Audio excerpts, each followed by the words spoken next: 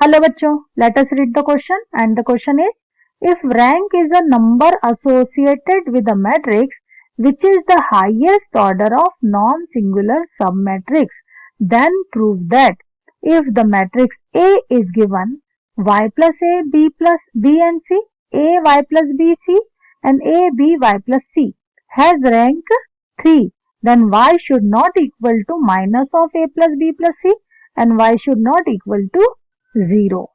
क्या कहा गया है कि रैंक क्या होती है? रैंक वो हाईएस्ट ऑर्डर है किसका? किसी मैट्रिक्स का जिसके लिए हमारी जो मैट्रिक्स का जिसके लिए हमारी जो सब मैट्रिक्स है वो नॉन सिंगुलर होनी चाहिए. तो सबसे पहले हम की कॉन्सेप्ट डेवलप कर लेते हैं.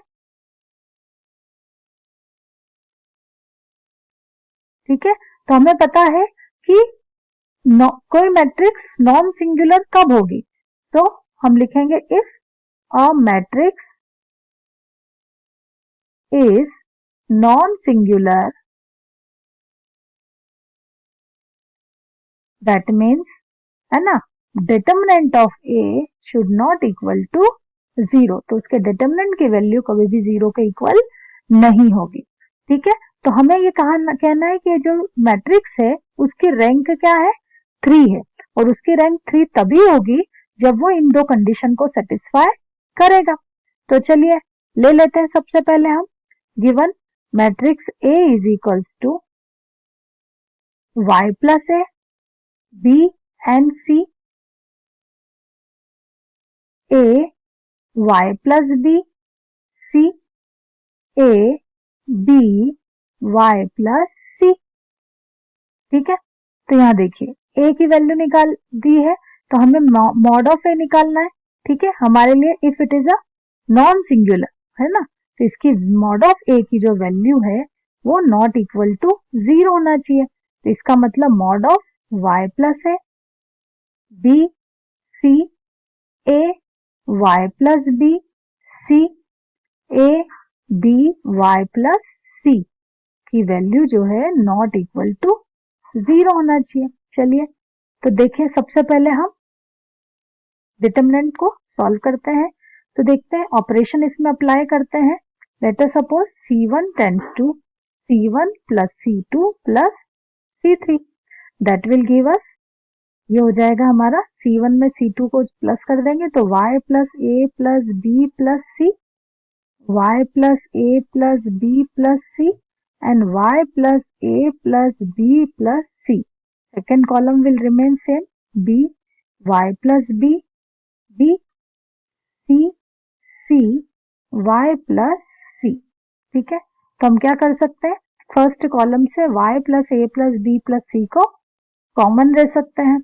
तो यहाँ हमारा डिटरमिनेंट हो जाएगा y plus A plus B plus C. ठीक है, ये हो गया 1 1 1.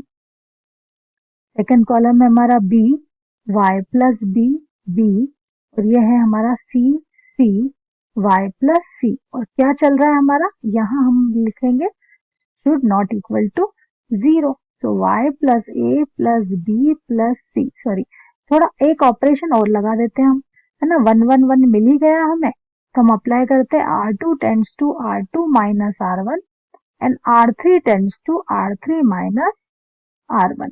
देखिए क्या होता है ना, y plus A plus B plus C, है ना, 1 फर्स्ट रो सेम रहेगी, 1 B एंड C, ये हो जाएगा 0. y plus B minus B तो हो जाएगा y and C minus R2 minus R1 करना था अपने को, तो 1 माइनस 1 0, y सही तो है, C माइनस C 0. चलिए आगे चले, R3 माइनस R1 तो 1 minus 1 0, B minus B 0 and y plus C minus C, तो ये हो गया y. ठीक है, अब एक्सपांड कर देते हैं हम डिटरमिनेंट को, y plus A plus B plus C. ठीक है, सो फर्स्ट रो के अक्रॉस एक्सपांड करेंगे, सॉरी फर्स्ट कॉलम के अक्रॉस अगर हम एक्सपांड करें तो एक ही टर्म आएगी हमारी 1 1 से रिलेटेड, ये हो जाएगा वाई स्क्वायर माइनस 0, है ना. यहाँ क्या चल रहा है, should not equal to 0, is not equal to 0. तो ये टर्म हुई हमारी y square, y plus A plus B plus C should not equal to 0। Further हम क्या लिख सकते हैं, इसे दो पार्ट में स्प्लिट हो जाएगा, either y square is not equal to 0 और हम कह सकते हैं y plus A plus B plus C should not equal to 0।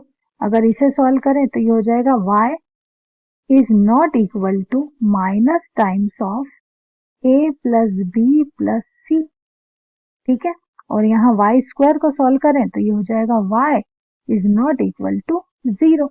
यही दो पार्ट हमें प्रूव करने थे कि हमारी रैंक या है ना कब रैंक 3 कब होगी इस मैट्रिक्स की, जब ये दो कंडीशन सेटिस्फाई हो।